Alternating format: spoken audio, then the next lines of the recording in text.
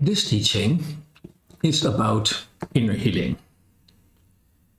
I do not consider myself an expert on this theme, but it depends a bit like how do you see inner healing.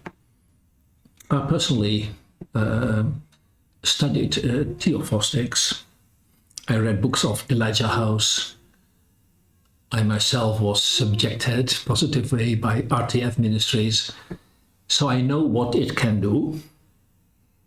And I used those techniques, inner healing techniques, in my ministry now and then. What is inner healing? So that we have a right definition.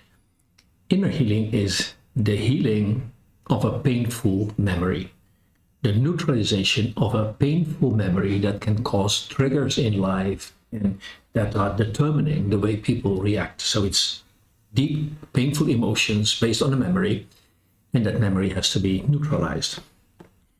I'll give you an example what happened in my experience.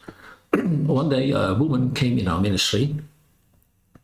We started the prophetic words, and immediately she started telling us what happened to her. By the time that we met her, she was 40, and she was a born-again Christian only for 2 years. And she told us that at the age of 16, she was raped by 4 men simultaneously that choked her throat and all did what they did and left her, in the bushes by the roadside. She didn't die, she was wounded, but she did not die. Later, the men were actually arrested and all put in jail for 2 years, but that didn't help her. So the moment she met me, this was the first thing she wanted to tell me. The fear, and that this event prevented her from ever getting married and ever feeling comfortable near a man again. So our question was did you forgive those 4 men? And she said, yes, I did. It was one of the first things that I did after I gave my life to Jesus. I realized I have to forgive what those men did to me. So, okay, we cast out those spirits, sexual spirits of lust and uncleanness. We cast them out from her life. But of course, this event was so shocking and so determining for the rest of her life that I realized we had to do something about it. And I felt like we can't. How can we get to that place? Well, as she just had told us what happened and the tears were still in her eyes, I said to her, okay, go back to that memory. Go back to that place of pain. And we are going to invite Jesus to come in that place of pain. And so she agreed. She let the memory come back to her. Tears were in her eyes. And we just said, Jesus, Jesus, Jesus. After 2 minutes, she stopped crying and I saw her face change. And so at some point I asked her, what's happening to you? And she says, I see the eyes of Jesus. And I understood what she meant. Up to now, that memory was characterized by 4 pair of eyes full of lust, hands around her throat, fear in her heart that she might die and that they might kill her after raping her, immense fear, and the cruelty of those eyes that were settled in her, a terrible memory. And now this memory was replaced by the presence of Jesus. She saw his eyes that were so much stronger than the eyes full of lust, that it neutralized the power of that event. If she would ever remember what happened, she would also remember the eyes of Jesus, and then the fear and the pain would be completely neutralized. This woman had just started to work in a preschool for gypsy kids, and I visited that place again and again for 5 years.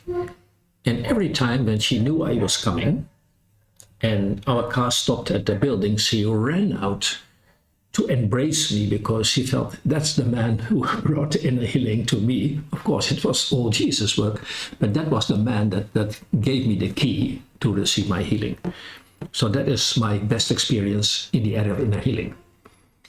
Now, for inner healing, first of all, the person involved must be in some way able to receive from God. Because I've also tried it in situations and that person would have no experience at all. Wouldn't feel anything, wouldn't feel Jesus. So I would try to bring up that bad memory and say, okay, remember that. Sometimes I got the reaction like, I don't want to remember that. I don't want to remember that. So then it stops there. But in case when a person is willing to go back in that memory, and I want to introduce Jesus in that memory by saying we're going to ask Jesus to come and let's see what he does, what he says, what he does. And so there were cases that the visitor said, well, I feel nothing. I feel nothing. I don't see Jesus. I don't experience anything. So then that technique, forgive me for using the word, fails. It also means that the visitor must trust you that you will guide her or him safely through that process. I've also had cases that I tried and on that moment nothing happened, but the person came back to me the next day and said, I had a dream and Jesus appeared in my dream. And now I understand. And the pain is gone. So we should not limit, it to the same moment. It's possible that Jesus reveals himself a bit later in a dream and heals that memory. So what do you need to do that? A person must be a bit sensitive, open to receive from Jesus. There must be a great level of trust towards you. And I even think you cannot mostly not do that in the first session. You really need to build up a process of trust. And at some point, when you have dealt with a lot of other problems, you can say, okay, we want to do this. You are safe with us. Even if you are in pain and we see you cry, we love you. But it's good to invite Jesus in that painful situation, so you have to go through this again. I realize there are a lot of people that have more experiences in the area of healing. So maybe I should not teach so much on this subject because I've done it a few times with good results, and I've tried it a few times with no results. So I don't consider myself an expert in this. So maybe I should still improve.